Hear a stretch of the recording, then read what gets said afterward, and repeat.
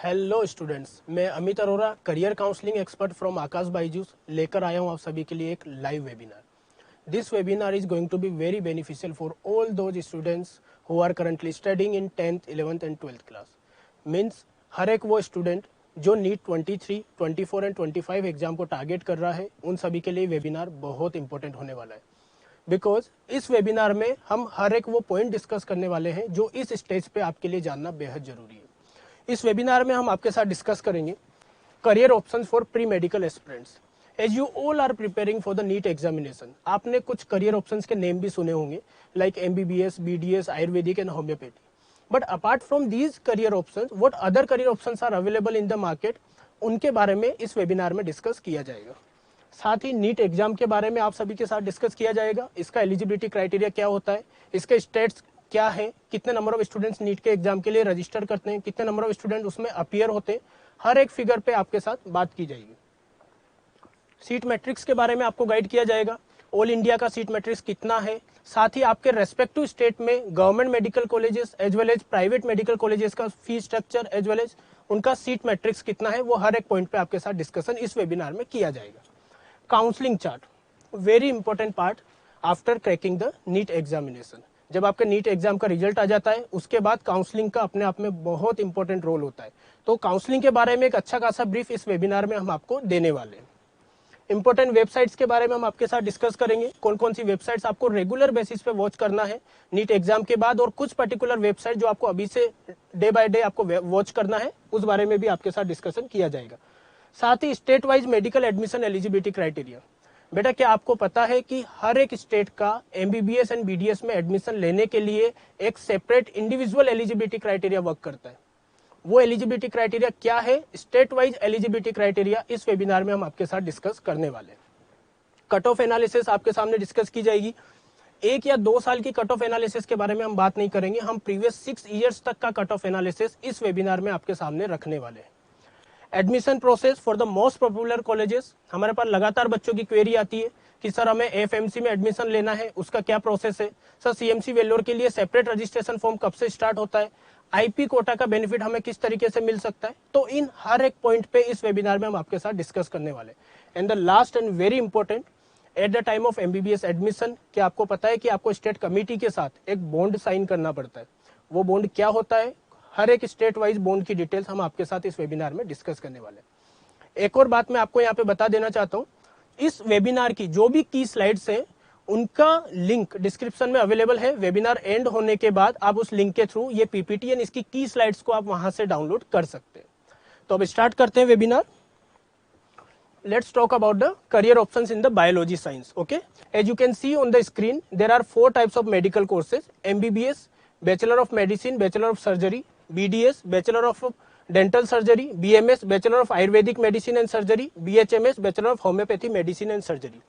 ये चारों medical courses में काउंट होते हैं।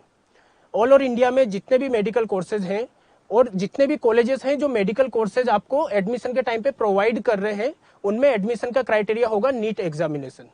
There is no other way to get admission in these medical courses. आपको नीट के एग्जाम को अपियर करना पड़ेगा, नीट के एग्जाम को क्वालिफाई करना पड़ेगा। कितने मार्क्स लाने की रिक्वायरमेंट है, कितनी रैंक लाने की रिक्वायरमेंट है, वो आगे मैं आपके साथ इस वेबिनार में डिस्कस करने वाला हूँ। इन मेडिकल कोर्सेज का अगर मैं कोर्स ड्यूरेशन की बात करूं तो 5.5 ईयर्स का कोर्स ड्यूरेशन होता है, including 1 year internship. Okay, now let's talk about the some paramedical courses. See, medical courses में आप नेम के आगे डीआर प्रीफिक्स लगा सकते हैं। ध्यान से समझिएगा बेटा, मेडिकल कोर्सेज में आप नेम के आगे डीआर प्रीफिक्स लगा सकते हैं, बट पैरामेडिकल कोर्सेज में आप नेम के आगे डीआर प्रीफिक्स नहीं लगा पाएंगे। ये as a supporting staff work करता है। ओके, मैंने यहाँ पे 5 पैरामेडिकल कोर्सेज मेंशन किए हैं। There are lot of paramedical courses are there, लेकिन मैंने उसमें से टॉप 5 पैरामेडिकल कोर्सेज यहाँ पे मेंशन किए हैं जिनकी मार्केट में कहीं ना कहीं एक अच्छी अपॉर्चुनिटीज देखने को मिल रही है। सबसे पहले बात करूं बीएससी नर्सिंग की। 4 ईयर्स का bachelor of science in nursing programme होता है। आप बाद में इसमें पीजी भी कर सकते हैं, एमएससी इन नर्सिंग। अगर मैं बीएससी नर्सिंग के टॉप कॉलेज की बात करूं तो आप एम्स एंड सेंट्रल यूनिवर्सिटी से इस कोर्स को परस्यू कर सकते हैं। अगर आपको एम्स से बीएससी नर्सिंग का कोर्स परस्यू करना है तो उसके लिए एम्स का एक अलग से रजिस्ट्रेशन फॉर्म ओपन होता है फरवरी के आसपास, आप वो फिल कर सकते हैं। अगर आपको किसी भी सेंट्रल यूनिवर्सिटी से बीएससी नर्सिंग का अगर आपको परस्यू करना है कोर्स, तो उसके लिए आपको नीट का एग्जाम कंपलसरी देना पड़ेगा। और कौन सी काउंसलिंग के थ्रू आपको सेंट्रल यूनिवर्सिटीज का बीएससी नर्सिंग प्रोग्राम अलॉट होगा वो मैं आगे आपके साथ डिस्कस करूंगा। बहुत अच्छा फील्ड है मार्केट में। सेकंड बात करते हैं ऑडियोलॉजी एंड स्पीच थेरेपी। अगर मैं इस पैरामेडिकल कोर्स की बात करूं तो इसमें कहीं ना कहीं आप उन पेशेंट से डील करते हैं जो या तो हियरिंग इंपार्टमेंट या फिर उनकी स्पीच थेरेपी से रिलेटेड आप वर्क करते हैं। एक बहुत अच्छा फील्ड है। इंडिया में नंबर ऑफ कॉलेजेस भी इसमें बहुत ज्यादा है, आप एक बेटर करियर बना सकते हैं। कोर्स ड्यूरेशन 4.5 ईयर्स का है, इंक्लूडिंग 5 मंथ्स आपका इंटर्नशिप वहां पे रहेगा। Bachelor of optometry. Optometry is like a primary health care for eyes. Okay, ये भी एक बहुत अच्छा फील्ड है मार्केट में। 4 इयर्स का इसका कोर्स ड्यूरेशन है। एडमिशन इसमें होगा आपके 12th के स्कोर के बेसिस पे। हो सकता है कोई पर्टिकुलर स्टेट या फिर आपका respective state in paramedical courses के लिए अपना एक सेपरेट एग्जाम कंडक्ट करवाता हो, बट मैक्सिमम स्टेट्स में and all over India basis पे अगर इन कोर्सेज को देखा जाए या इनके एडमिशन प्रोसेस को देखा जाए तो 12th के बेसिस पे इन पैरामेडिकल कोर्सेज में बच्चों को एडमिशन दिया जाता है। ये बताने का मेन मोटो हमारा ये है कि आप सब एमबीबीएस की सीट को टारगेट कर रहे हैं, बट एज अ बैकअप इन ऑप्शंस के बारे में आप सोच सकते हैं। एटलीस्ट आपको ये पता होना चाहिए कि कौन सी ऐसी वेबसाइट्स हैं जिनके थ्रू हमें इन कोर्सेज के बारे में पता चलेगा, उनके रजिस्ट्रेशन हमें कब करने होते हैं। तो वो हर एक डिस्कशन इस वेबिनार में हम आपके साथ करने वाले हैं। बैचलर ऑफ फिजियोथेरेपी, आप सभी ने नाम सुना होगा। मैं रूरल एरियाज की तो बात नहीं करूंगा बेटा, लेकिन अर्बन एरियाज में फिजियोथेरेपी का एक बहुत बड़ा मार्केट देखने को मिल रहा है। इसमें आप फिजियोथेरेपिस्ट बन सकते हैं। ओके, आप डॉक्टर्स को, ऑर्थोपेडिक डॉक्टर्स को आप सपोर्ट कर सकते हैं। आप खुद अपना एक एक्सरसाइज सेंटर ओपन कर सकते हैं। इसमें एक बहुत बड़ा मार्केट अवेलेबल है। बैचलर ऑफ फिजियोथेरेपी की अगर मैं बात करूं तो 4 इयर्स का बैचलर प्रोग्राम होता है। बाद में आप चाहें तो इसमें एमएससी इन फिजियोथेरेपी भी आप कर सकते हैं। Okay, and the last one bachelor of ortho, means artificial limbs बनाना, उनको इम्प्लांट करना। इस तरह का जॉब प्रोफाइल आप बैचलर ऑफ ऑर्थो में रहता है। आप ऑर्थोपेडिक डॉक्टर को यहाँ पे असिस्ट कर सकते हैं। एज ए टीम आपको यहाँ पे वर्क करना पड़ता है। तो ये सभी पैरामेडिकल कोर्सेज हैं और इस पैरामेडिकल कोर्सेज में एडमिशन आपका most probably maximum states 12th के स्कोर के बेसिस पर ही प्रोवाइड करते हैं। ओके, इनके ऑफिशियल वेबसाइट्स क्या है मैं आगे आपके साथ डिस्कस करने वाला हूँ। Some other career options, B pharm, M pharm, BSc, MSc and agriculture. Okay, see जब अपन बात करते हैं फार्मेसी की तो आप सभी को भी पता है, इवन जब इंडिया में कोविड की एंट्री हुई थी उसके बाद से फार्मेसी के मार्केट में बूम आया है। इंडिया एक ऐसी कंट्री है जहां पे फार्मेसी एक्सपोर्ट की जाती है अब्रॉड में, राइट। तो pharmaceutical industries point of view से इंडिया में बहुत बड़ा मार्केट देखने को मिल रहा है। There are 4 types of career in the pharmacy field. B pharm जो कि 4 इयर्स का एक बैचलर प्रोग्राम होता है, एम फार्म जो कि 2 इयर्स का एक पीजी प्रोग्राम होता है पोस्ट ग्रेजुएट, एक होता है D pharm diploma in pharmacy, and the last one is D2D pharm diploma to degree pharmacy. Okay, आप 12th के बाद बी फार्म ऑप्ट कर सकते हैं या फिर आप डिप्लोमा इन फार्मेसी ऑप्ट कर सकते हैं और बाद में आप सेम फील्ड में पीजी भी कर सकते हैं। तो फार्मेसी का ये फील्ड अवेलेबल है मार्केट में, एक बहुत अच्छा मार्केट इसका देखा जा रहा है। एक और फार्मेसी से रिलेटेड फील्ड इंडिया में आया है, that is the pharm D. मैं यहाँ पे मेंशन कर देता हूं। अगर मैं फुल फॉर्म की बात करूं बेटा तो डॉक्टरेट इन फार्मेसी। ओके, ये एक नया फील्ड है।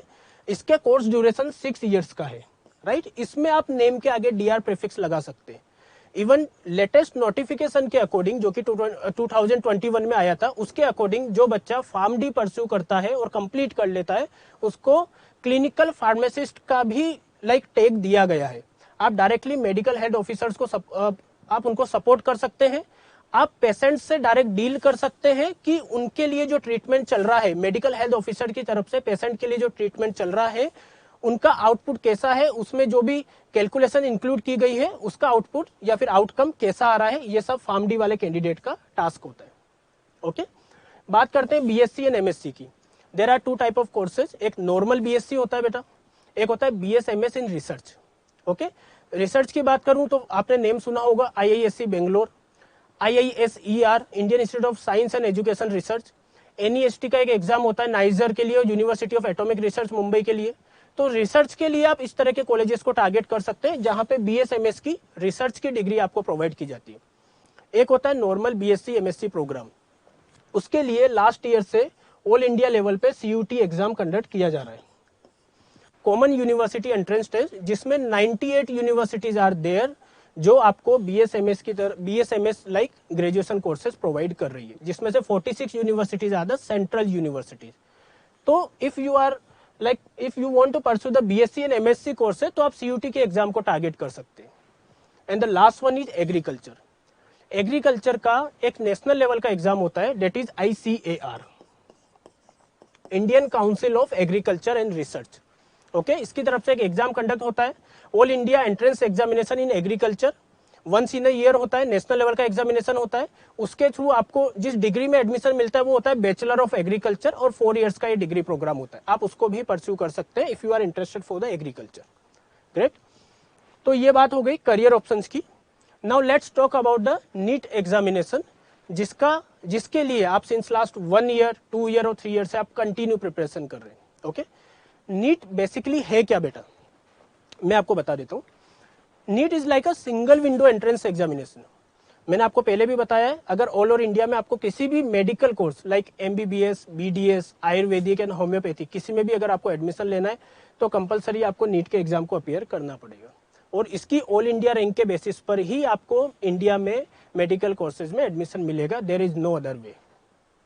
ओके, बात करते हैं नीट के एलिजिबिलिटी क्राइटेरिया की। सी, हर एक कॉम्पिटिटिव एग्जाम का एक एलिजिबिलिटी क्राइटेरिया होता है जो फुलफिल होना कंपलसरी है। अगर मैं नीट के एलिजिबिलिटी क्राइटेरिया की बात करूं, तो नीट का एलिजिबिलिटी क्राइटेरिया ये बोलता है कि आपके 12th क्लास में फिजिक्स, केमिस्ट्री, बायोलॉजी का एग्रीगेट 50% स्कोर होना चाहिए, एंड अदर 2 सब्जेक्ट्स में आपके मिनिमम पासिंग मार्क्स होने चाहिए। बहुत सिंपल क्राइटेरिया है। इवन जो बच्चा नीट के लिए बिल्कुल अपने आप को सीरियसली प्रिपेयर कर रहा है, उसके लिए क्राइटेरिया बहुत ज्यादा मैटर नहीं करता, वो इजीली 50% तो लेकर आ ही जाते हैं। लेकिन मैं यहाँ पे एलिजिबिलिटी क्राइटेरिया फोर्सफुली इसलिए मेंशन कर रहा हूँ बिकॉज यहाँ पे स्टेट वाइज बच्चों की ज्यादा क्वेरीज हमारे पास आती है, स्पेशली उन बच्चों की जो अपने रेस्पेक्टिव स्टेट बोर्ड से बिलोंग करते हैं। वो क्वेरी क्या आती है मैं क्लियर कर देता हूँ। यहाँ पे बच्चे जनरली हमसे ये पूछते हैं कि सर हमारे स्टेट में सब्जेक्ट वाइज जो मार्किंग होती है वो 100 मार्क्स की नहीं होके 150 या फिर 200 मार्क्स की होती है। If I talk about the CBSE, okay, central board of secondary education, तो वहां पे आपका फिजिक्स 100 मार्क्स का होगा, केमिस्ट्री आपका 100 मार्क्स का होगा, बायोलॉजी आपका 100 मार्क्स का होगा। आउट ऑफ 300 अगर मैं 50% के अकॉर्डिंग कैलकुलेट करूं तो आपको 150 मार्क्स की रिक्वायरमेंट रहेगी फॉर द जनरल कैटेगरी। लेकिन जब स्टेट की बात आ जाती है तो किसी स्टेट में ये पेपर 150 मार्क्स का होता है पर सब्जेक्ट, तो कहीं पे 200। तो उन बच्चों को मैं बता देता हूं कि आपको थ्योरी प्लस प्रैक्टिकल दोनों कैलकुलेट करने हैं। अगर आपके 150 मार्क्स में से सब्जेक्ट आ रहा है, मींस 115 फिजिक्स, 115 केमिस्ट्री, 115 बायोलॉजी, तो आउट ऑफ 450 कंपलसरी आपके 225 प्लस मार्क्स होना चाहिए। In that case only you will be eligible to appear in the NEET examination, right. तो इसमें कंफ्यूज नहीं होना है बेटा। ऑनलाइन रजिस्ट्रेशन फॉर्म, लगातार बच्चों की क्वेरी हमारे पास आ रही है कि सर नीट 2023 के लिए ऑनलाइन रजिस्ट्रेशन फॉर्म कब स्टार्ट होगा। NTA की तरफ से अभी कोई ऑफिशियल डेट नहीं आई है, लेकिन मीडिया सोर्सेज के थ्रू ये बोला जा सकता है कि मार्च के आसपास, फरवरी और मार्च के आसपास नीट का ऑनलाइन रजिस्ट्रेशन प्रोसेस स्टार्ट हो जाएगा। हम कोशिश करेंगे जब रजिस्ट्रेशन प्रोसेस स्टार्ट होगा एक वेबिनार के थ्रू आपको पूरा गाइड करें कि आपको किस टाइप से फॉर्म फिल करना है, किन किन बातों का ध्यान रखना है, किस टाइप के डॉक्यूमेंट्स की वहां पे रिक्वायरमेंट है जो आपको अपलोड करने, हर एक पॉइंट पे उस टाइम पे हम आपके साथ डिस्कस करेंगे। बात करते हैं नीट के एंट्रेंस एग्जाम डेट की। ये भी अभी NTA की तरफ से अनाउंस नहीं हुई है, ओके, लेकिन ये मान के चल रहे हैं कि लास्ट वीक ऑफ मई और फर्स्ट वीक ऑफ जून के आसपास नीट का एग्जाम कंडक्ट किया जा सकता है। मोड ऑफ एग्जाम, आप सब नीट की प्रिपरेशन कर रहे हैं, आपको पता ही है ऑफलाइन मोड में नीट का एग्जाम कंडक्ट होता है पेन एंड पेपर बेसिस पे, okay, and maximum marks 720 marks का नीट का एग्जाम कंडक्ट होता है। Let's talk about the NEET exam pattern. 4 subjects है, मींस फिजिक्स, केमिस्ट्री, बायोलॉजी का यहाँ पे बाइफर्केशन है, physics, chemistry, botany and geology, okay. There are 2 sections, section A and section B. Section A में total number of questions are 35. ये सारे 35 number of questions attempt करना compulsory है। मैं नीट के एग्जाम पैटर्न की बात कर रहा हूँ बेटा, ध्यान से समझिएगा, बिकॉज 3 साल पहले ही ये पैटर्न चेंज हुआ है। पहले इस तरह से 2 सेक्शंस नहीं आते थे, लेकिन कोविड टाइम के बाद से इस तरह से इन्होंने पैटर्न को चेंज किया है, ओके। 2 सेक्शंस रहेंगे। सेक्शन ए में 35 नंबर ऑफ टोटल क्वेश्चंस रहेंगे जो आपको कंपलसरी अटेम्प्ट करना है। सेक्शन बी में 15 नंबर ऑफ क्वेश्चंस रहेंगे जिसमें से आपको only 10 number of questions attempt करना है, एनी 10 क्वेश्चन, ओके। ऐसा आपको हर एक सब्जेक्ट में करना है। तो total number of questions would be 200, जिसमें से 180 नंबर ऑफ क्वेश्चंस आपको अटेम्प्ट करने हैं। Each question will carry 4 marks. अगर आप 180 को मल्टीप्लाई करेंगे 4 मार्क्स से तो टोटल मार्क्स आपका निकल के आएगा 720। अगर आप किसी क्वेश्चन को यहाँ पे रॉन्ग कर देते हैं तो आपका 1 मार्क नेगेटिव हो जाएगा। इस बात का आपको ध्यान रखना है। Okay right. अब बात करते हैं नीट के स्टैट्स के बारे में। आप एक टेबल देख रहे होंगे स्क्रीन पे। ओके ये बहुत इंपॉर्टेंट टेबल है। इवन हो सकता है आप जब नीट की प्रिपरेशन कर रहे हैं तो आपके माइंड में कहीं ना कहीं फियर हो कि इतना बच्चा नीट के एग्जाम में अपीयर होता है, नंबर ऑफ सीट्स इतनी ही है, तो हमारा सिलेक्शन होगा या नहीं होगा। आपके इस कंपटीशन के फियर को थोड़ा सा मैं कम करने जा रहा हूँ। बिल्कुल ध्यान से समझिएगा। मैंने यहाँ पे मेंशन किया है 4 साल का फिगर। मैं किसी भी 1 या 2 साल के फिगर पे बात नहीं करता क्योंकि उससे कुछ भी प्रेडिक्शन नहीं लगाया जा सकता। एटलीस्ट हमें एनालिसिस करना पड़ता है लास्ट 4 to 6 ईयर्स तक के फिगर्स के साथ। ओके यहाँ पे मैंने 19, 20, 21 एंड 22 के फिगर्स मैंने यहाँ पे उठाए हैं। अब अगर आप ये पढ़ेंगे नंबर ऑफ कैंडिडेट्स रजिस्टर्ड 19 में नीट के लिए कितने नंबर ऑफ स्टूडेंट्स ने रजिस्ट्रेशन किया था? Approximate 15 lakhs। अगर मैं 20 की बात करूं तो अप्रोक्सीमेट 15,97,000। 21 की बात करूं तो अप्रोक्सीमेट 16,14,000 और 22 की बात करूं तो अप्रोक्सीमेट 18,72,000 स्टूडेंट्स ने नीट 2022 के लिए रजिस्ट्रेशन किया था। आपने कुछ नोटिस किया बेटा यहाँ पे? 21 और 22 का डिफरेंस आपने नोटिस किया? इस बार ये देखा गया है कि लास्ट ईयर की तुलना में कम से कम 2 से 2.5 लाख बच्चे ज्यादा थे जिन्होंने नीट के लिए रजिस्ट्रेशन किया है। मींस कंपटीशन तो इंक्रीज हो रहा है, no doubt. Comparatively number of colleges, number of seats भी इंक्रीज हो रही है, लेकिन इस बार बहुत बड़ा डिफरेंस यहाँ पे देखने को मिला है। Right.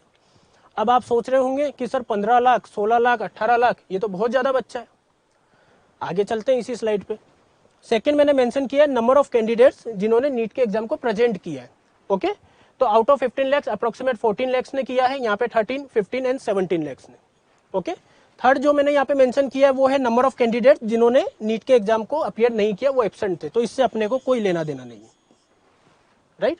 And the last and very important line, number of candidates who qualified the NEET examination.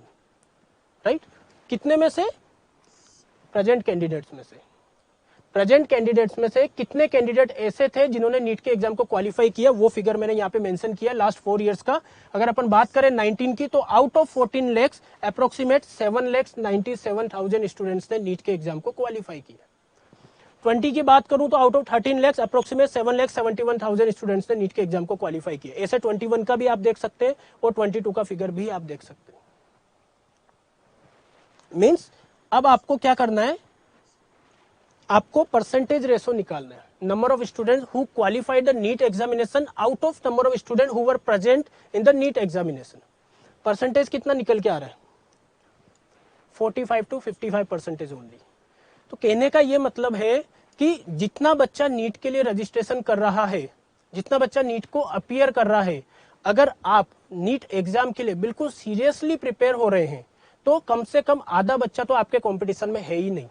आधा बच्चा तो नीट के एग्जाम को क्वालिफाई ही नहीं कर पाता। क्यों? क्योंकि क्वालिफाइंग कट ऑफ जब आप सुनेंगे तो आप भी हैरान रह जाएंगे, क्वालिफाइंग कट ऑफ बहुत कम होती है। पहले मैं ये क्लियर कर देता हूं, क्वालिफाई करना इट डजंट मीन कि आपको एमबीबीएस की या बीडीएस की सीट 100% मिल जाएगी। नीट के एग्जाम को क्वालिफाई करना इसका मतलब सिर्फ इतना होता है कि आपने नीट के एग्जाम को पास कर लिया, now you are eligible to participate in the counselling process. Okay और आधा बच्चा तो नीट के एग्जाम को क्वालिफाई भी नहीं कर पाता, जबकि क्वालिफाइंग कट ऑफ कितना है? अगर मैं 22 की बात करूं बेटा तो 22 में जनरल कैटेगरी के लिए जो क्वालिफाइंग कट ऑफ गया था आउट ऑफ 720 वो गया था 117 मार्क्स। Other categories 93 marks. क्या 720 में से अपने इतने मार्क्स भी नहीं आ सकते? अगर मैं 21 की बात करूं तो ये गया था अप्रोक्सीमेट 138 और अदर कैटेगरीज के लिए गया था 107। तो जो बच्चा नीट के लिए अपने आप को बिल्कुल सीरियसली प्रिपेयर कर रहा है वो एटलीस्ट इतना मार्क्स तो ला ही सकता है कि वो नीट के एग्जाम को क्वालिफाई कर ले। ओके तो कहने का ये मतलब है कि आप इतना फिगर देख के आपको टेंस नहीं होना है कि सर 18 लाख में से हम कैसे फाइट करेंगे, उसका आधा बच्चा तो आपके कंपटीशन में है ही नहीं। इस बात का आपको ध्यान रखना है। Got it? Okay now let's talk about the seat matrix. See मैंने यहाँ पे एमबीबीएस की सीट मैट्रिक्स मेंशन करी है। ओके नंबर ऑफ कॉलेजेस कितने हैं, क्या सीन है, यहाँ पे मैंने मैप मेंशन किया है जिसमें हर एक स्टेट का, आप कौन से स्टेट से बिलोंग करते हैं, उस स्टेट में कितने number of government medical colleges हैं, कितने number of private medical colleges हैं, उनकी टोटल नंबर ऑफ सीट्स कितनी है।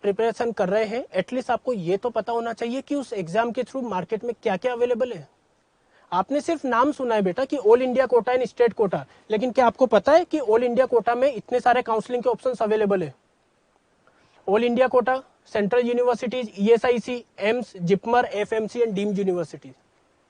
और कौन बच्चा इन काउंसलिंग के लिए एलिजिबल है? हर एक वो बच्चा जो नीट के एग्जाम को क्वालिफाई कर लेता है। हर एक वो बच्चा जो नीट के एग्जाम को क्वालिफाई कर लेता है, वो हर एक बच्चा ऑल इंडिया काउंसलिंग के लिए एलिजिबल है।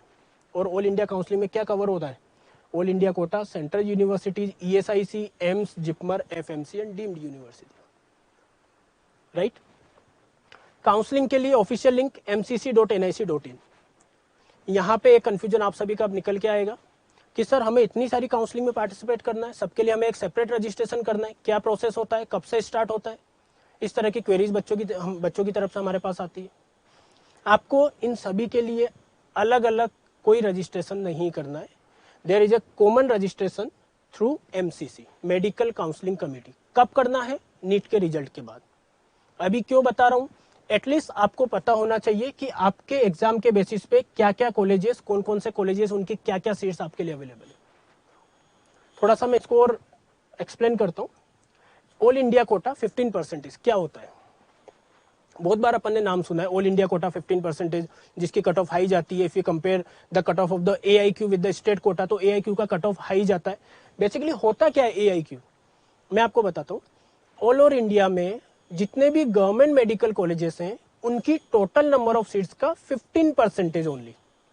Okay, for example like if I belongs to Gujarat, तो गुजरात में जितने गवर्नमेंट मेडिकल कॉलेजेस हैं, तो उसकी अगर total number of seat suppose किसी कॉलेज की 100 है, तो 15 सीट्स पे जो एडमिशन होगा वो ऑल इंडिया काउंसलिंग के थ्रू होगा।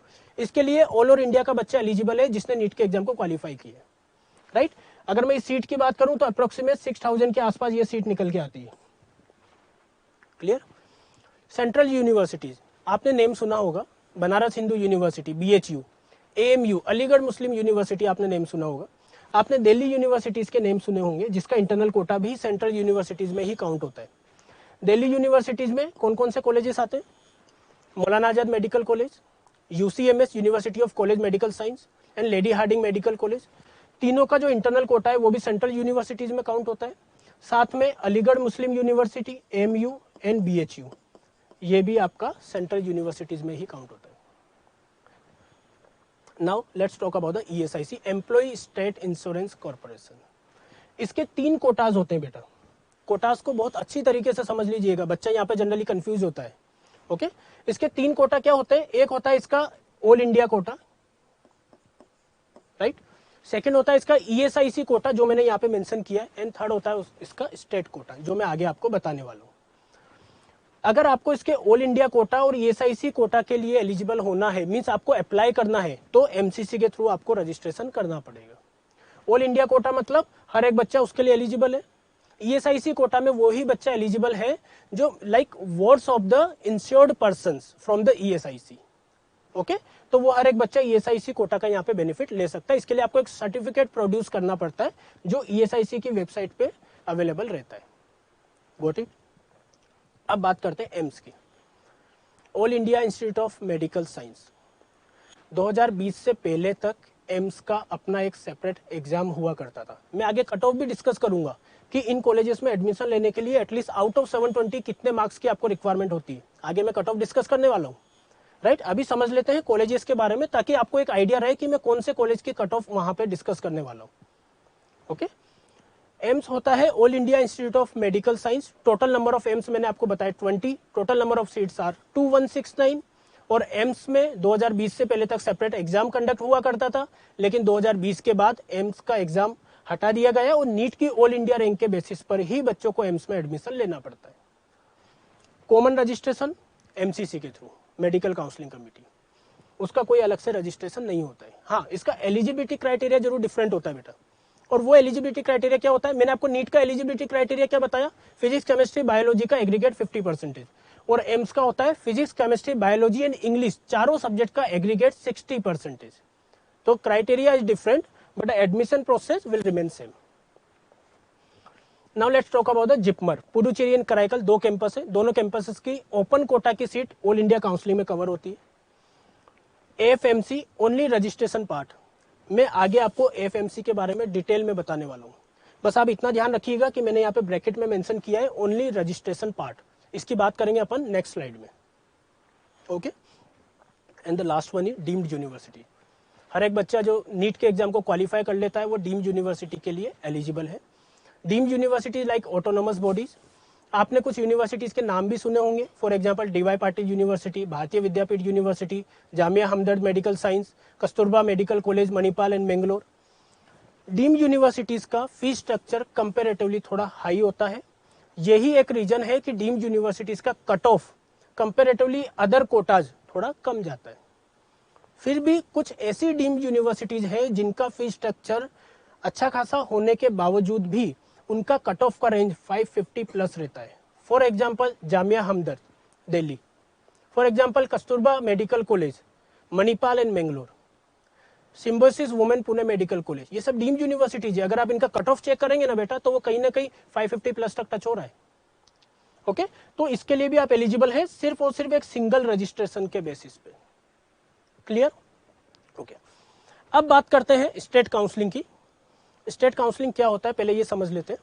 सी, अब ऐसा नहीं है बेटा कि आप हर एक स्टेट की इंडिविजुअल काउंसलिंग के लिए एलिजिबल है, ऐसा नहीं होता है। बिल्कुल ध्यान से समझिएगा। ऑल इंडिया काउंसलिंग के लिए तो ऑल ओवर इंडिया का हर एक बच्चा एलिजिबल है, बट स्टेट काउंसलिंग के लिए आपको पर्टिकुलर किसी स्टेट का एलिजिबिलिटी क्राइटेरिया फुलफिल करना पड़ेगा। आप कौन से स्टेट से बिलोंग करते हैं, आपको एलिजिबिलिटी क्राइटेरिया फुलफिल करना पड़ेगा। In that case only you will be eligible to participate in the state counselling process of your respective state only. Okay, eligibility criteria क्या होता है मैं आगे आपके साथ डिस्कस कर लेता हूं, लेकिन अभी बात करते हैं स्टेट काउंसलिंग में क्या कवर होता है। ओके, स्टेट काउंसलिंग में कवर होता है जीएमसी, मैंने यहाँ पे मेंशन किया, means government medical colleges. SFI means self finance institutions, means private medical colleges. अब आप देखेंगे मैंने जीएमसी के ब्रैकेट में क्या मेंशन किया है, 85% नंबर ऑफ सीट्स। ऐसा क्यों? रिमेनिंग 15% नंबर ऑफ सीट्स कहाँ गई? वो आपकी ऑल इंडिया कोटा में कवर होती है, जो मैंने यहाँ पे मेंशन की। राइट, ऑल इंडिया कोटा में आपकी 15% सीट्स होती है। Remaining 85 means majority number of seats आपके कहां पे जा रही है, स्टेट काउंसलिंग में। इसलिए हर एक बच्चा कोशिश करता है कि वो ऑल इंडिया कोटा के लिए तो पार्टिसिपेट करे ही, साथ के साथ ये क्वेरी हमारे पास बेटा तब से आना स्टार्ट हो जाती है जब बच्चा 8th और 9th क्लास में पढ़ता है कि सर हमें पर्टिकुलर स्टेट के लिए भी एलिजिबल होना है, तो उसके एलिजिबिलिटी क्राइटेरिया के अकॉर्डिंग हमारा एकेडमिक रिकॉर्ड मींस हमारा एकेडमिक क्लासेस कौन से स्टेट से होनी चाहिए। इस तरह की क्वेरीज तब से ही आना स्टार्ट हो जाती है। मैं आगे आपको बताऊंगा ताकि आपको यह पता चले कि आपका स्टेट के लिए, आपके रेस्पेक्टिव स्टेट के लिए एलिजिबिलिटी क्राइटेरिया फुलफिल हो रहा है या फिर नहीं हो रहा है। ओके, अब समझते हैं यहाँ पे सीट्स का बाइफरकेशन। जीएमसी का 85% नंबर ऑफ सीट्स आपकी स्टेट काउंसलिंग में कवर होगी। ओके, और एसएफआई की 100% seats means private medical colleges की 100% सीट्स भी आपके स्टेट में काउंट होगी। राइट, अब फॉर एग्जाम्पल मैं यहाँ पे किसी भी स्टेट का, for example I belongs to Tamil Nadu. Okay, तो मैं वहां के 85% नंबर ऑफ सीट्स के लिए तो एलिजिबल हूं, क्योंकि मैं तमिलनाडु से बिलोंग करता हूं, मेरे पास वहां का डोमिसाइल है। क्राइटेरिया में आगे और अच्छी तरीके से आपको बताने वाला हूं। साथ ही मैं इसके रिमेनिंग 15% के लिए भी एलिजिबल हूं, means I am eligible for the government medical colleges. उनकी मैं 100% सीट्स के लिए एलिजिबल हूं, मेरे स्टेट के गवर्नमेंट मेडिकल कॉलेजेस के लिए। राइट, और प्राइवेट मेडिकल कॉलेजेस के लिए तो मैं 100% सीट्स यहाँ पे है ही सही, इसमें ऑल इंडिया कोटा नहीं होता है। राइट, ओके, अब नीचे बात करते हैं बेटा जीक्यू, एमक्यू और एनआरआई। ये क्या होता है? जीक्यू मतलब government quota, MQ means management quota, और एनआरआई कैटेगरी आपको पता है। ओके, राइट, एक और होता है बेटा, मैं यहाँ पे बता देता हूँ, OCI overseas citizen of India and PIO person of Indian overseas. Last year का नोटिफिकेशन, इवन अभी लेटेस्ट नोटिफिकेशन भी आप एमसीसी की वेबसाइट पे चेक कर सकते हैं कि इस बार से OCI and PIO category candidates will be eligible to claim only NRI seats. They won't be eligible for the all India quota seats. अभी तक होता था लेकिन इस बार से नहीं हो रहा है। तो जो बच्चे इन कैटेगरीज से बिलोंग करते हैं वो इस बात का ध्यान रखिए। ओके, राइट, अब GQ means government quota, MQ means management quota. Degree same है, कोटास का फर्क है, फीस स्ट्रक्चर का फर्क है। फीस स्ट्रक्चर गवर्नमेंट कोटा का कंपेरेटिवली कम होता है, मैनेजमेंट कोटा का उससे थोड़ा हाई होता है। और एनआरआई कोटा, अगर आप इस कैटेगरी में बिलोंग करते हैं तो इसका फीस स्ट्रक्चर कंपेरेटिवली इन दोनों से हाई होता है। राइट, एनआरआई कोटा की कंडीशन या तो बच्चा खुद एनआरआई हो, या फिर फादर हो, या फिर मदर हो, या फिर फादर के ब्रदर सिस्टर, या फिर मदर के ब्रदर सिस्टर। ओके, ये सारी डिटेल्स वेबसाइट पे दे रखी है जो मैं आगे आपके साथ शेयर करने वाला हूँ। ओके, तो गवर्नमेंट कोटा का मैंने आपको बताया कट ऑफ हाई जाता है। क्यों? क्योंकि फी स्ट्रक्चर कम होता है। मैनेजमेंट कोटा का कट ऑफ कंपेरेटिवली इससे कम जाता है क्योंकि फी स्ट्रक्चर हाई होता है। ओके, अब हर एक स्टेट में गवर्नमेंट मेडिकल कॉलेज में आपको तीनों कोटाज देखने को शायद ना मिले, कुछ में मिल सकते हैं। For example if I talk about the Rajasthan, तो वहां पे गवर्नमेंट मेडिकल कॉलेजेस में तीनों कोटाज आपको मिलेंगे, राइट। लेकिन अगर मैं फॉर एग्जाम्पल अगर मैं गुजरात की बात करूं तो वहां पे गवर्नमेंट मेडिकल कॉलेज में सिर्फ गवर्नमेंट कोटा है, वहां पे मैनेजमेंट कोटा और एनआरआई कोटा नहीं है। लेकिन हर एक स्टेट में प्राइवेट मेडिकल कॉलेजेस की 100% सीट्स को इन तीन कोटाज में जरूर डिवाइड किया गया है। गवर्नमेंट कोटा जो पर्टिकुलर उन स्टेट से बिलोंग करने वाले बच्चों के लिए है, मैनेजमेंट कोटा सेम स्टेट के बच्चों के लिए, प्लस अगर वो ओपन स्टेट में काउंट होता है तो वहां पे आउटसाइडर्स भी एडमिशन ले सकते हैं, और NRI seats are open for all, right. तो कहने का ये मतलब है कि आउट ऑफ 720 आप जितने ज्यादा मार्क्स नीट के एग्जाम में लाएंगे उतनी ज्यादा अपॉर्चुनिटी आपको मिलेगी बेटा कम फी स्ट्रक्चर वाले कॉलेज से एमबीबीएस करने की। सिंपल सी बात है। अगर आप देखिए, ये वेबिनार में स्पेसिफिक उन बच्चों के लिए नहीं कर रहा हूं जो 650 या 680 प्लस टारगेट कर रहे हैं। ये वेबिनार सभी स्टूडेंट्स के लिए, 680 प्लस वालों के लिए भी, 600 प्लस वालों के लिए भी, 500 और 400 प्लस वालों के लिए भी। तो आपको ये जानना बेहद जरूरी है कि 720 में से जितने ज्यादा मार्क्स आप लाएंगे, नंबर ऑफ कॉलेजेस उतने ज्यादा आपके लिए अवेलेबल रहेंगे, आपके पास ऑप्शंस अवेलेबल रहेंगे। आपको कॉम्प्रोमाइज नहीं करना पड़ेगा लोकेशन के साथ या फिर फीस स्ट्रक्चर के साथ या फिर बॉन्ड के साथ। You are getting my point. तो ये बात हो गई काउंसलिंग की। अब मैंने आपको बोला था कि काउंसलिंग के लिए, आपके रेस्पेक्टिव स्टेट की काउंसलिंग के लिए आपको कौन सी वेबसाइट रेगुलर बेसिस पे चेक करनी है, मैंने यहाँ पे मेंशन कर रखा है। सारे लिंक्स यहाँ पे अवेलेबल है। ये फाइल डिस्क्रिप्शन में भी अवेलेबल है, आप वहां से डाउनलोड कर सकते हैं वेबिनार एंड होने के बाद। ओके, इससे आपको आइडिया लग जाएगा कि नीट एग्जाम होने के बाद आपको कौन सी वेबसाइट रेगुलर बेसिस पे चेक करना है। Okay, now let's talk about the state wise medical MBBS BDS eligibility criteria. State quota जो मैंने अभी बताया था आपको, जिसमें आपका कवर हो रहा है गवर्नमेंट मेडिकल कॉलेजेस का 85% seats and private medical colleges का 100% सीट्स। लेकिन उसके लिए एलिजिबल होने के लिए एक एलिजिबिलिटी क्राइटेरिया होता है, और वो क्या है स्टेट वाइज मैं आपको बता देता हूं। आप चाहें तो इसका स्क्रीनशॉट भी ले सकते हैं। अगर मैं दिल्ली की बात करूं तो दिल्ली का सिंपल सा क्राइटेरिया है, अगर आपका 11th and 12th class Delhi से हुआ है तो उस केस में आप दिल्ली की 85% नंबर ऑफ सीट्स के लिए आप एलिजिबल हो जाते हैं। अगर बिहार की बात करूं तो अगर बिहार का डोमिसाइल बच्चे का है तो आप बिहार की स्टेट कोटा की नंबर ऑफ सीट्स के लिए एलिजिबल हो जाते हैं। एक बात मैं यहाँ पे क्लियर कर देना चाहता हूँ बेटा, यहाँ पर जो मैंने एलिजिबिलिटी क्राइटेरिया मेंशन किया है वो मैंने कैंडिडेट पॉइंट ऑफ व्यू से किया है, राइट, कि ये सारी चीजें कैंडिडेट की फुलफिल होनी चाहिए। अगर आप में से कोई बच्चा जो इस वेबिनार को देख रहा है और उनका अगर ये क्राइटेरिया फुलफिल नहीं हो रहा है तो मैं उसको सजेस्ट करूंगा कि जो लिंक मैंने अभी शो किए थे आप उस पर्टिकुलर लिंक पे जाके अदर एलिजिबिलिटी क्राइटेरियाज भी चेक कर ले। हो सकता है कि कैंडिडेट के अलावा वहां पे अदर एलिजिबिलिटी क्राइटेरिया भी हो on the behalf of your parents, तो उसको आप चेक कर ले। अगर कोई बच्चा किसी भी तरह का एलिजिबिलिटी क्राइटेरिया फुलफिल नहीं करता है, मीन्स वो किसी भी स्टेट कोटा के लिए एलिजिबल नहीं होगा, उसको फिर ऑल इंडिया काउंसलिंग में ही पार्टिसिपेट करना पड़ेगा और ऑल इंडिया काउंसलिंग ही उसके लिए एकमात्र ऑप्शन होगा। ओके, झारखंड पे आते हैं। झारखंड की बात करते हैं, डोमिसाइल सर्टिफिकेट आपका झारखंड का होना चाहिए। वेस्ट बंगाल की बात करें, डोमिसाइल सर्टिफिकेट वेस्ट बंगाल का होना चाहिए। उत्तर प्रदेश आपका या तो 10 to 12 उत्तर प्रदेश से होना चाहिए, अगर नहीं है तो एटलीस्ट यूपी का डोमिसाइल आपके पास होना चाहिए। हिमाचल प्रदेश की बात करें, any 2 years education between 8 to 12th class, okay, और साथ में आपका डोमिसाइल होना चाहिए। देखिए मैंने यहाँ पे और भी मेंशन किया है, प्लस भी मेंशन किया है, ध्यान रखिएगा। और मतलब दोनों में से कोई एक, और प्लस मतलब दोनों की रिक्वायरमेंट है, then only you will be eligible. Okay, Uttarakhand 10th 11th 12th हो या फिर डोमिसाइल हो, दोनों में से कोई एक केस। चंडीगढ़ 10 to 12th हो या फिर 5 years का रेसिडेंशियल सर्टिफिकेट आपका वहां पे होना चाहिए। जम्मू कश्मीर डोमिसाइल के बेसिस पर है। ओके, हरियाणा 11th 12th और domicile. Goa 12th plus 10 years of residence या फिर बोनाफाइड ऑफ 15 years, आपके पेरेंट्स का वहां पे 15 years का लाइक रेसिडेंशियल होना चाहिए। ओडिशा डोमिसाइल के बेसिस पे आप वहां के परमानेंट नेटिव होने चाहिए। एमपी की बात करूं तो डोमिसाइल सर्टिफिकेट। छत्तीसगढ़ बोर्न वहां से होना चाहिए, plus any 3 years of education, कोई भी क्लास चलेगी। सी, यहाँ पे बच्चा मैक्सिमम एक ही स्टेट का बेनिफिट ले सकता है और ज्यादा से ज्यादा वो 2 का ले सकता है, लेकिन किस केस में, जब उसका खुद के स्टेट का एलिजिबिलिटी क्राइटेरिया अकॉर्डिंगली मैच कर रहा हूं। फॉर एग्जांपल अगर मैं यहाँ पे बात करूं छत्तीसगढ़ की, तो born plus any 3 years of education. तो अगर किसी बच्चे का बोर्न छत्तीसगढ़ में हुआ है और उसने 3 साल वहां पे पढ़ाई कर ली है, उसके बाद वो 11th 12th दिल्ली से करता है, तो वो दिल्ली का भी कोटे का बेनिफिट ले रहा है, साथ में वो छत्तीसगढ़ के भी कोटे का बेनिफिट ले रहे हैं। इस तरह से भी बच्चे प्लान कर सकते हैं। महाराष्ट्र अब जैसे महाराष्ट्र का बच्चा है, 10th 11th 12th साथ में डोमिसाइल, इन सब की रिक्वायरमेंट है, तो ये बच्चा सिर्फ और सिर्फ एक स्टेट का ही बेनिफिट ले पाएगा, राइट। बिकॉज अगर ये 11th 12th दिल्ली से करने जाएगा या किसी ऐसे स्टेट से करने जाएगा जहां पे सिर्फ एकेडमिक की रिक्वायरमेंट है, तो फिर इसका महाराष्ट्र का कंडीशन फुलफिल नहीं होगा। तो इन बातों का आपको ध्यान रखना है। पंजाब की बात करूं तो 11th 12th या फिर 5 इयर्स का वहां पर रेसिडेंस आपका पंजाब का होना चाहिए। राजस्थान की बात करूं डोमिसाइल सर्टिफिकेट, गुजरात की बात करूं 10th 11th 12th आपका गुजरात से होना चाहिए, साथ में या तो गुजरात का डोमिसाइल आपके पास हो या फिर वहां पे आपका बोर्न हुआ हो, ये कंडीशन होनी चाहिए। कर्नाटका 7 इयर्स ऑफ एजुकेशन वहां से होना चाहिए। तेलंगाना 9 to 12, आंध्र प्रदेश एंड तेलंगाना का सेम है बिल्कुल। तमिलनाडु 6 to 12th क्लास या फिर डोमिसाइल होना चाहिए।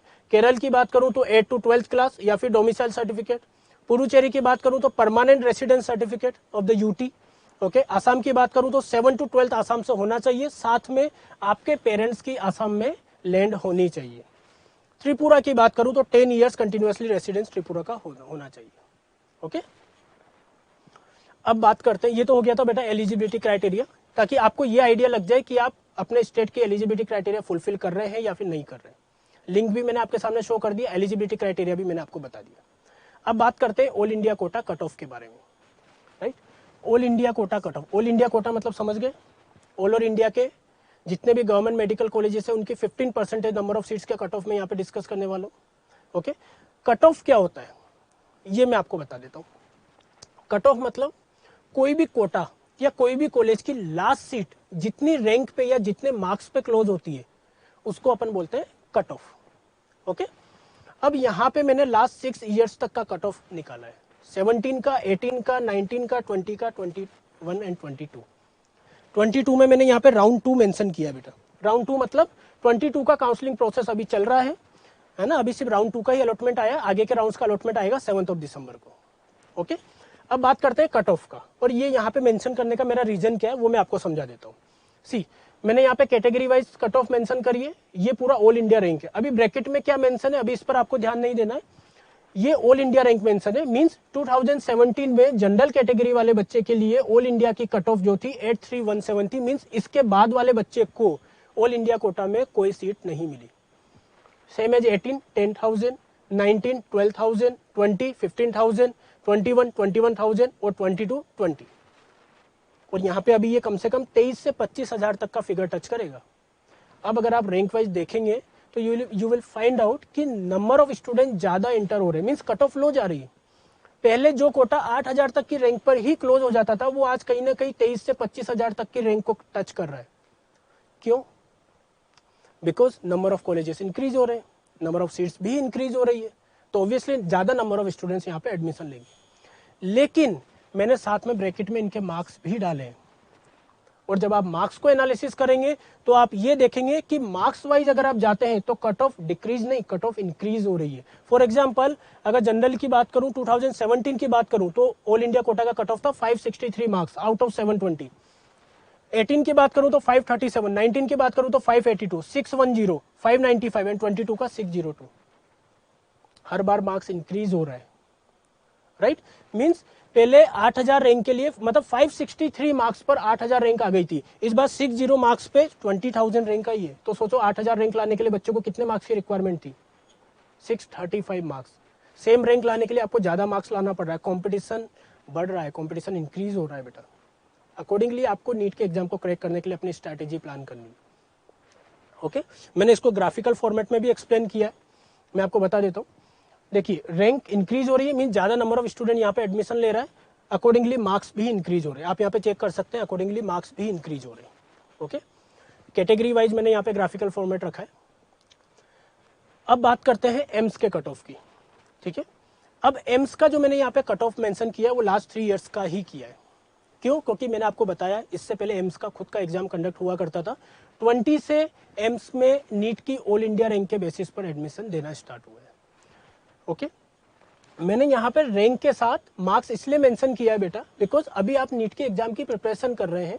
अगर मैं आपको बोलता हूँ कि ये पर्टिकुलर कॉलेज इतनी ऑल इंडिया रैंक पर क्लोज हुआ है तो आपको आइडिया नहीं आएगा। आप यही बोलेंगे कि सर हमें तो ये बताइए कि 720 में से कितने मार्क्स लाने, हमें नहीं पता कि 20,000 में इतने मार्क्स की रिक्वायरमेंट है। इसलिए मैंने ब्रैकेट में यहाँ पे मार्क्स भी आपके लिए मेंशन किए। ओके, अब अगर मैं 20 की बात करूं, जनरल कैटेगरी की बात करूं, तो एम्स की जो क्लोजिंग थी अप्रोक्सीमेट 15,000 रैंक पर हुई थी।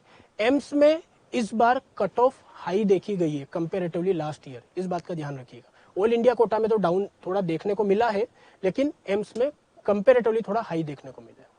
ओके, 21 की बात करूं तो जनरल कैटेगरी आपके 20,000 पे क्लोज हुई थी 597 मार्क्स पे, और 22 का भी राउंड 2 का कट ऑफ हुआ है।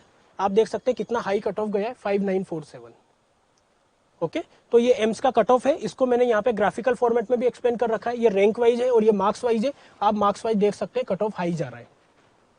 अदर कैटेगरीज के लिए भी मैंने यहाँ पे कट ऑफ मेंशन कर रखा है।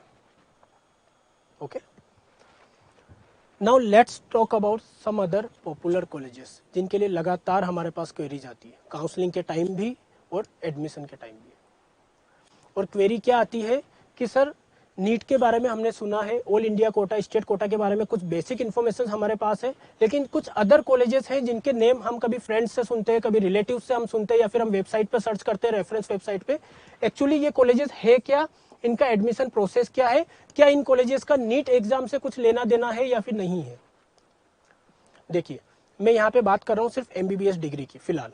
ओके, तो एमबीबीएस डिग्री कोई भी कॉलेज अगर आपको प्रोवाइड करता है ना, तो वो नीट के एग्जाम के बेसिस पर ही करेगा। तो नीट के बिना तो इन कॉलेजेस में भी एडमिशन पॉसिबल नहीं है। हाँ, हो सकता है एडमिशन प्रोसेस डिफरेंट हो, इसका सेपरेट रजिस्ट्रेशन प्रोसेस हो सकता है, लेकिन यूज तो नीट की ऑल इंडिया रैंक ही आएगी। कैसे आएगी मैं आपको बता देता हूँ। सबसे पहले बात करते हैं AFMC, armed force medical college Pune. Eligibility criteria मैंने यहाँ पे मेंशन कर रखा है। आपका फिजिक्स, केमिस्ट्री, बायोलॉजी में एग्रीगेट 60% होना चाहिए। ओके, और अदर कोर सब्जेक्ट का भी सेम एलिजिबिलिटी क्राइटेरिया यहाँ पे मेंशन है।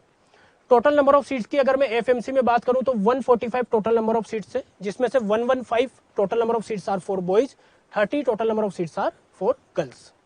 ओके, काउंसलिंग की वेबसाइट मैंने मेंशन करी है mcc.nic.in और एक एफएमसी की इंडिविजुअल वेबसाइट। राइट, मैंने यहाँ पे दो वेबसाइट मेंशन करी। क्यों? अब आप वो बात ध्यान रखिए जो मैंने आपको बोला था। जब मैं एमसीसी ऑल इंडिया काउंसलिंग की बात कर रहा था, तब मैंने आपको बोला था कि बेटा बस ये ध्यान रखिएगा, मैंने ब्रैकेट में क्या लिखा हुआ है, एफएमसी के साथ मैंने ब्रैकेट में लिखा हुआ था ओनली रजिस्ट्रेशन पार्ट। मींस जब आप ऑल इंडिया काउंसलिंग के लिए एमसीसी पर रजिस्ट्रेशन करेंगे, तब आपको वहां पे एफएमसी पे टिक करना होगा if you are interested for the FMC college. आपको अपना विलिंगनेस वहां पे शो करना होगा। ओके, अकॉर्डिंगली जितना बच्चा वहां पे एफएमसी पे टिक करेगा, एमसीसी मेडिकल काउंसलिंग कमेटी क्या करेगा, उतने बच्चों की list total number of seat से 10 टाइम्स ज्यादा, उतने नंबर ऑफ स्टूडेंट्स की लिस्ट एमसीसी एफएमसी को सेंड करेगा। अप्रोक्सीमेट ये लिस्ट निकल के आती है बेटा 1700 स्टूडेंट्स की। और इस बार ये 1700 स्टूडेंट्स की जो लिस्ट निकल के आई ना, इसका कट ऑफ क्या गया वो भी मैं आपको बता देता हूँ। गर्ल्स के लिए 641 मार्क्स एंड बॉयज के लिए 616 मार्क्स आउट ऑफ 720। तो इतने नंबर ऑफ स्टूडेंट्स को एफएमसी, इतने नंबर ऑफ स्टूडेंट्स नीट की ऑल इंडिया रैंक के बेसिस पर निकल के आए। ओके, फर्स्ट क्राइटेरिया फुलफिल हो गया कि हमने नीट के बेसिस पर एडमिशन लिया, मींस फर्स्ट स्टेप आपका नीट के एडमिशन के बेसिस पर है। उसके बाद क्या होगा, इन बच्चों को एफएमसी की ऑफिशियल वेबसाइट पे इन्फॉर्म किया जाएगा कि आपको हमारे एफएमसी पुणे कैंपस पर आना है। डेट एंड टाइम आपके साथ शेयर किया जाएगा। ओके, और वहां पे क्या होगा, फर्दर स्क्रीनिंग टेस्ट। सबसे पहले आपके डॉक्यूमेंट्स चेक करेंगे, उसके बाद आपका इंग्लिश एंड लॉजिकल रीजनिंग का पेपर होगा जो कि सीबीटी मोड में होगा। उसके बाद आपका साइकोलॉजिकल असेसमेंट टेस्ट वहां पे होगा, आपका एक पर्सनल इंटरव्यू होगा by the senior of the medical board, and last में आपका मेडिकल चेकअप होगा। इस स्क्रीनिंग टेस्ट से गुजरने के बाद जो बच्चे इसमें as per the seats internal rank gain करते हैं, उनको बाद में एफएमसी में सीट अलॉट की जाती है। ये एफएमसी का एक प्रोसेस है। क्लियर? एफएमसी का एक बहुत स्ट्रॉन्ग बॉन्ड भी वर्क करता है, आपने शायद सुना भी होगा, मैं आगे उसके बारे में भी बताऊंगा। इवन एफएमसी का ही नहीं, हर एक स्टेट का अपना एक सेपरेट बॉन्ड होता है, उसके बारे में भी मैं आपके साथ आगे डिस्कस करने वाला हूं। अब बात करते हैं CMC Vellore Christian medical college. Okay, बहुत अच्छा कॉलेज है, एमबीबीएस एडमिशन के लिए मैं यहाँ पे बात कर रहा हूँ। आप यहाँ पे देख सकते हैं मैंने एक टेबल मेंशन करी है बेटा। राइट, ये टेबल सीट्स का बाइफर्केशन यहाँ पे शो हो रहा है कि सीएमसी वेल्लोर की अगर मैं बात करूं तो वहां पे दो टाइप की सीट्स है, government seats and management seats. Management seats के लिए ऑल ओवर इंडिया का बच्चा एलिजिबल है। गवर्नमेंट सीट के लिए कौन बच्चा एलिजिबल होगा, जो बच्चा तमिलनाडु का स्टेट काउंसलिंग का एलिजिबिलिटी क्राइटेरिया फुलफिल होगा, जो मैंने आपको बताया। और एलिजिबिलिटी क्राइटेरिया तमिलनाडु का क्या है, वहां का डोमिसाइल, वहां की नेटिविटी। ओके, तो ये सीट्स उनके लिए हो जाएगी। इसके लिए आपको क्या करना है, अगर मैं पहले गवर्नमेंट सीट की बात करूं तो उन बच्चों को डायरेक्टली तमिलनाडु वाले जो स्टेट कमेटी की जो वेबसाइट है, मैंने पहले भी लिंक शेयर किया, उस पर आपको रजिस्ट्रेशन करना पड़ेगा नीट के रिजल्ट के बाद। Okay, now let's talk about the open seats means management seats. If I belongs to Gujarat, I belongs to Delhi and any other state, okay, और अगर मेरे को सीएमसी वेल्लोर में एडमिशन लेना है तो मेरे लिए 2 सीट ओपन है। अगर मैं किसी भी माइनॉरिटी से बिलोंग नहीं करता हूं और मैं सीएमसी वेल्लोर स्टाफ कोटा से भी मैं बिलोंग नहीं करता हूं। पहले ये नंबर ऑफ सीट 16 हुआ करती थी, लेकिन इस बार इसको रिड्यूस करके 2 कर दिए। एडमिशन प्रोसेस क्या होता है बेटा, मैं आपको बता देता हूँ। आपको सीएमसी वेल्लोर के लिए एक सेपरेट रजिस्ट्रेशन करना पड़ेगा। इसका रजिस्ट्रेशन प्रोसेस मार्च या अप्रैल के आसपास आ जाता है। सीएमसी वेल्लोर की ऑफिशियल वेबसाइट पे आप जब इसका रजिस्ट्रेशन प्रोसेस कंप्लीट करेंगे, उसके बाद आपका नीट का एग्जाम होगा, क्योंकि ये आ जाता है मार्च अप्रैल के आसपास। नीट का एग्जाम आपका मई जून के आसपास होगा। नीट का रिजल्ट आने के बाद आपको अगेन सीएमसी वेल्लोर की वेबसाइट पे जाके अपना रिजल्ट वहां पे अपलोड करना है, अपनी ऑल इंडिया रैंक, अपने मार्क्स आपको वहां पे अपलोड करने। उसके बाद सीएमसी वेल्लोर की तरफ से आपको एक मेल आएगा और वो मेल में ये लिखा हुआ रहेगा कि अब आपको इस पर्टिकुलर वेबसाइट पे रजिस्ट्रेशन करना है। मैनेजमेंट कोटा की काउंसलिंग भी इसी वेबसाइट पर होगी, लेकिन इन बच्चों के लिए कंपलसरी है कि आपको सीएमसी वेल्लोर का एक सेपरेट रजिस्ट्रेशन भी करना पड़ेगा। अगर आप नहीं करते हैं और आप डायरेक्ट इस पे रजिस्ट्रेशन करते हैं and if you do not belongs to Tamil Nadu state, तो उस केस में आपको ये सीट नहीं मिलेगी, आप इस सीट्स के लिए एलिजिबल नहीं होंगे। तो प्रोसेस क्या है, सीएमसी वेल्लोर का सेपरेट रजिस्ट्रेशन, उसमें नीट का रिजल्ट अपलोड करना और बाद में तमिलनाडु मेडिकल काउंसलिंग कमेटी के लिए रजिस्ट्रेशन करना। ये एक उसका प्रोसेस है। Okay, and the last very important college Indraprastha university Delhi. बच्चों में जनरली कंफ्यूजन बना रहता है कि सर हमें आईपी कोटा का बेनिफिट कैसा मिलेगा, कितनी नंबर ऑफ सीट से कितना परसेंटेज उसमें कोटाज निकल के आता है और उनके लिए कौन सी वेबसाइट पे हमें सेपरेट रजिस्ट्रेशन करना है। सारी डिटेल्स मैंने यहाँ पे मेंशन कर रखी। आईपीयू की बात करें, आप देख सकते हैं यहाँ पे मैंने एलिजिबिलिटी क्राइटेरिया मेंशन किया है। Physics, chemistry, biology and English चारों सब्जेक्ट का एग्रीगेट मिनिमम 50% होना चाहिए for the general category and others का क्राइटेरिया 40%। ओके, अब क्या होता है, ये इसकी काउंसलिंग की वेबसाइट है। आईपीयू का भी अलग से एक सेपरेट रजिस्ट्रेशन आपको करना पड़ता है for the IP quota. Okay, IP quota मतलब आपको मैं बताता हूँ क्या होता है। सबसे पहले ये समझते हैं कि इंद्रप्रस्थ यूनिवर्सिटीज में कौन से कॉलेजेस कवर होते हैं। Vardhman Mahavir medical college, total number of seats are 150। Atal Bihari Vajpayee institute of medical science, total number of seats are 100। North Delhi municipal corporation medical college, 50 number of seats. Doctor Baba Saheb Ambedkar medical college 100 and army college of medical science 100। Okay, जो total number of seats मैंने mention करी है ये divide हो जाएगा 15% all India quota and 85% state quota. 85% state quota बोल सकते हैं या फिर आप इसको आईपीयू कोटा बोल सकते हैं। बात समझ में आ रही। अब स्टार्टिंग के जो 3 कॉलेज हैं, इवन स्टार्टिंग के जो 2 कॉलेज हैं, VMMC and Atal Bihari Vajpayee medical science, okay, इन दोनों का all India quota and state quota दोनों की काउंसलिंग आपकी एमसीसी की वेबसाइट पर ही होगी, मेडिकल काउंसलिंग कमेटी। कोई अलग से रजिस्ट्रेशन नहीं करना है। जो मैंने आपको ऑल इंडिया काउंसलिंग में रजिस्ट्रेशन बताया था उसमें ही ये सब कवर होगा। लेकिन अगर आप रिमेनिंग 3 कॉलेजेस टारगेट कर रहे हैं, NDMC, doctor Baba Saheb Ambedkar medical college and army college of medical science, army college of medical science की जो टोटल नंबर ऑफ सीट्स है ये सिर्फ और सिर्फ वार्ड्स ऑफ आर्मी कैंडिडेट्स उनके लिए ही अवेलेबल है। ओके, बाकी अगर आप ये दोनों कॉलेज टारगेट कर रहे हैं तो कंपलसरी आपको इंद्रप्रस्थ यूनिवर्सिटी के लिए सेपरेट रजिस्ट्रेशन करना पड़ेगा। एक और बात, इन दोनों कॉलेजेस में भी 85% एंड 15% है, राइट। 15% तो इन दोनों कॉलेजेस का भी एमसीसी के थ्रू ही जाएगा। लेकिन if you belongs to Delhi, Delhi means अगर आपका 11th and 12th class Delhi से हुआ है तो उस केस में इन दोनों कॉलेजेस के 85% कोटा के लिए आपको आईपी यूनिवर्सिटी का अलग से एक सेपरेट रजिस्ट्रेशन करना पड़ेगा। ये इंद्रप्रस्थ यूनिवर्सिटी का प्रोसेस होता है, आपको कंफ्यूज नहीं होना है। 2 कॉलेज एमसीसी में कवर हो जाएगा, रिमेनिंग 2 कॉलेज का ऑल इंडिया कोटा भी एमसीसी में कवर हो जाएगा, लेकिन इंटरनल कोटा के लिए सेपरेट रजिस्ट्रेशन की रिक्वायरमेंट रहेगी। क्लियर, ये बात हो गई तीनों टॉप पॉपुलर मेडिकल कॉलेजेस की। अब सबसे last, state wise medical MBBS board, आपने नाम सुना भी होगा। एक्चुअली क्या होता है, सबसे पहले ये समझते हैं बेटा कि बॉन्ड क्या होता है, बॉन्ड की रिक्वायरमेंट क्या है। If we compare the fees structure of the private medical colleges with the government medical colleges, तो आपको भी पता है कि गवर्नमेंट मेडिकल कॉलेजेस का फीस स्ट्रक्चर कंपेरेटिवली लेस है, मतलब कम है अगर अपन उसको प्राइवेट से कंपेयर करें तो, right. Means same degree, same exposure, same opportunities government आपको कम फी स्ट्रक्चर में प्रोवाइड करी। नो डाउट उसके लिए आप मेहनत भी उतनी कर रहे हैं, आप मार्क्स भी उतने ही ला रहे हैं, हर किसी को गवर्नमेंट कॉलेज नहीं मिलता, राइट। लेकिन गवर्नमेंट फिर भी आपको कंपेरेटिवली कम फी स्ट्रक्चर में आपको फैसिलिटीज प्रोवाइड करी। तो गवर्नमेंट की भी आपसे कुछ एक्सपेक्टेशन रहती है, और वो ये है कि आप एमबीबीएस कंप्लीट होने के बाद कुछ साल, 1, 2, 5, हर एक स्टेट का डिफरेंट क्राइटेरिया है, आपको हमारे रूरल एरियाज में अपनी स्किल्स को यूटिलाइज करना पड़ेगा। हमारे रूरल एरियाज में रहने वाले लोगों के लिए आपको वहां पे ड्यूटी सर्व करनी पड़ेगी। इसके अगेंस्ट में हम आपको स्टाइफंड भी देंगे। सभी स्टेट का रूल थोड़ा सा डिफरेंट हो सकता है, मैं यहाँ पे डिस्कस करने वाला हूँ आप सभी के साथ। ओके, तो ये एक बॉन्ड होता है, इसको अपन बोलते हैं सर्विस बॉन्ड।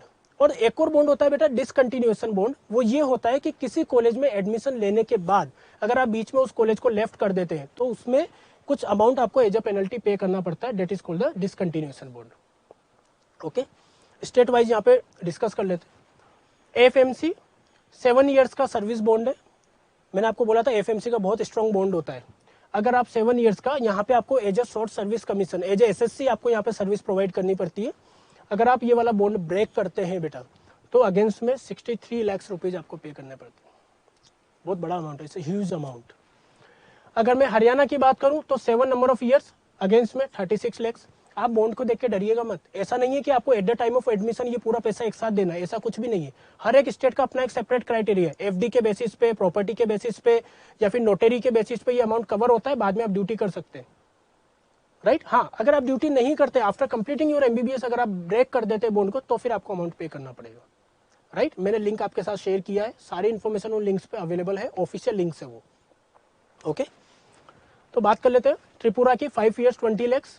तमिलनाडु की बात करूं तो 5 ईयर्स 5 लाख। गोवा 5 ईयर्स का आपको सर्विस प्रोवाइड करना पड़ेगा। असम में मैंने 1 और 5 लिखा है। ओके, या तो 1 ईयर आपको रूरल एरिया में सर्विस करनी है या फिर 5 ईयर्स आपको वहाँ पे स्टेट गवर्नमेंट की जॉब करनी है, अगेंस्ट में आपको स्टाइफंड मिलेगा 30 लाख। इनको और कंफर्म आप चेक कर लीजिएगा, मैंने मेरे एनालिसिस के अकॉर्डिंग यहाँ पे मेंशन किया है। अंडमान निकोबार अगर आप वहां से एमबीबीएस करते, ये मैं state quota point of view से बता रहा हूँ, राइट। अगर आप अपने रेस्पेक्टिव स्टेट में स्टेट कोटा के थ्रू एडमिशन ले रहे हैं गवर्नमेंट मेडिकल कॉलेजेस में, या प्राइवेट की भी बात नहीं हो रही है, गवर्नमेंट मेडिकल कॉलेजेस में, तो ये बॉन्ड एप्लीकेबल होता है। डीम्ड यूनिवर्सिटीज में और प्राइवेट मेडिकल कॉलेजेस में ये बॉन्ड एप्लीकेबल नहीं होता है, राइट। ऑल इंडिया कोटा में बॉन्ड एप्लीकेबल होता है अगर आप वहां से ऑल इंडिया कोटा में एडमिशन लेते हैं तो, राइट। और उस बॉन्ड की डिटेल एमसीसी की वेबसाइट पे अवेलेबल है। ओके, ईएसआईसी कॉलेज की बात करूं तो 1 ईयर का बॉन्ड होता है, अगेंस्ट में 10 लाख। ओके, उत्तर प्रदेश की बात करूं तो 2 ईयर्स का 10 लाख। राजस्थान का आप देख सकते हैं 2 साल आपको रूरल एरिया में सर्विस करने पड़ेगा, अगेंस्ट में आपको 5 लाख रुपीज पे करना पड़ेगा। मध्य प्रदेश में 1 लाख का बॉन्ड है, 10 लाख आपको पे करना पड़ेगा। 1 साल का बॉन्ड है, 10 लाख आपको पे करना पड़ेगा for the if you belongs to general category. Other categories के लिए 5 लाख। इसी तरह से कर्नाटक, महाराष्ट्र, मेघालय, गुजरात, दिल्ली मैंने यहाँ पे सब मेंशन किया है, राइट। नीचे जो स्टेट मैंने मेंशन किए बेटा वो है दिल्ली, हिमाचल प्रदेश, झारखंड, केरला, तेलंगाना, उत्तराखंड, वेस्ट बंगाल और मणिपुर। यहाँ पे एज पर माई नॉलेज कोई बॉन्ड नहीं है, लेकिन डिसकंटिन्यूएशन बॉन्ड है। अगर आप यहाँ से एमबीबीएस करते हैं और आप बीच में अपनी सीट को लेफ्ट कर देते हैं तो आपको एज अ पेनल्टी इतना अमाउंट वहां पे पे करना पड़ेगा। क्लियर? मैंने यहाँ पे उत्तराखंड में भी नो बॉन्ड लिखा है बेटा, मैं आपको समझा देता हूँ। एक्चुअली उत्तराखंड में क्या रूल है, वहाँ पे फी स्ट्रक्चर में आपका बॉन्ड इंक्लूड है, 1 ईयर समथिंग का वहाँ पे बॉन्ड है। वहाँ का फी है अप्रोक्सीमेट गवर्नमेंट मेडिकल कॉलेज का 74,000 अप्रोक्सीमेट। अगर आप उसको बॉन्ड के साथ लेते हैं तो आपको पर एनम 74,000 के हिसाब से वहाँ फी पे करनी है।